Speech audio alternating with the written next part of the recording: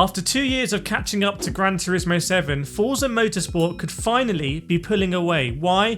One name in particular, Fujimi Kaido. It's a mythical mountain road, a drift legend, a piece of racing game history, and it's coming soon. Going to explain what's happening. But here's the real twist. While Gran Turismo 7 just keeps adding family crossovers and quirky vans, Forza has been laser focused on performance, physics, and finally, actual fan service. Gran Turismo 7 is certainly still bigger, but in 2025, Forza Motorsport could genuinely be the better drive.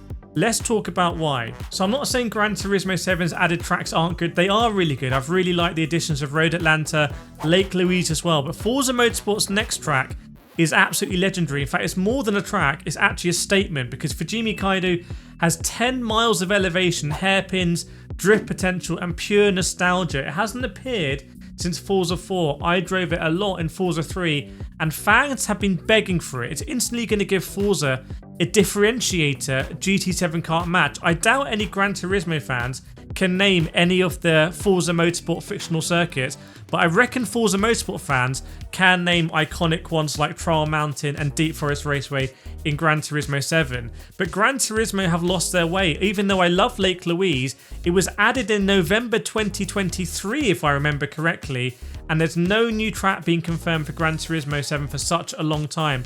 Rumours have been going on for years about them returning, like Apricot Raceway, but it just hasn't happened. So when Fujimi Kaido lands, Forza wins this new round of fan service, full stop. It's a new round of ammo for Forza fans to say, hang on, our game is more in touch.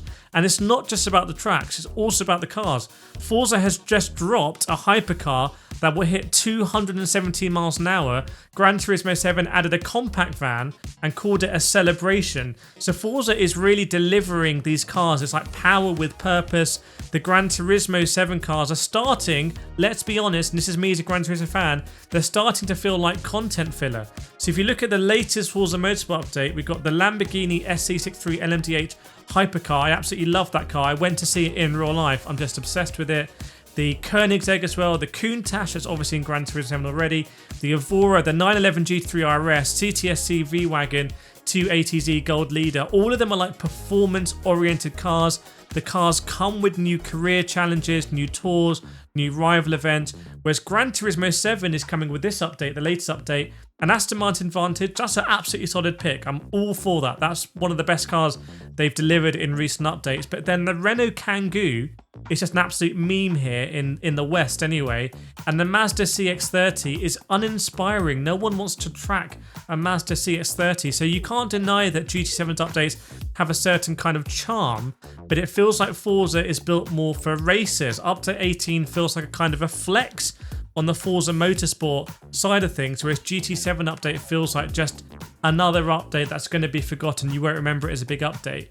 Remember, Forza Motorsport famously said the whole game was built from the ground up and they got absolutely memed for it. However, there is fundamentally a different style of driving in Forza where the cars feel a little bit looser on the surface. It feels a little bit more temporary, your adhesion with the tarmac. It can go at any moment. Gran Turismo 7 is a little bit more understeery. Now, under the hood, that could be because Forza Motorsport came out with this new 8-point contact tyre model, 360Hz physics, tick rate, all this kind of stuff that developers say when they're launching their new games. But I have to say, Forza does have that kind of more tangible feel with the tarmac. However, on the Gran Turismo 7 side, because I'm not taking sides here, I'm just trying to present something which is Forza Motorsport actually now ahead of Gran Turismo, but somewhere where it's definitely not is virtual reality. Virtual reality on Gran Turismo is the real killer app for GT7. If you have a PS5 and a PSVR 2, honestly, all you need is Gran Turismo 7. You are getting 90% out the potential of that combination.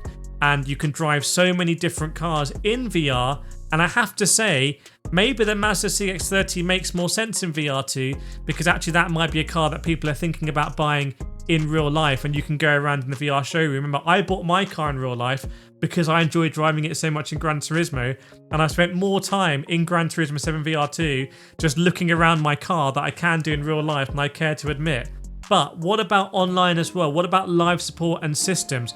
So we know that Gran Turismo 7 is relaunching the World Series is coming to London, LA, massive series. Forza doesn't have it. Forza doesn't have their equivalent of the World Series right now, and I think it's really lacking for it. They do have great competitions like Logitech McLaren G Challenge that I've been involved in, but they don't have these big flagship events that bring the community together at the moment. But Forza has been delivering really meaningful updates.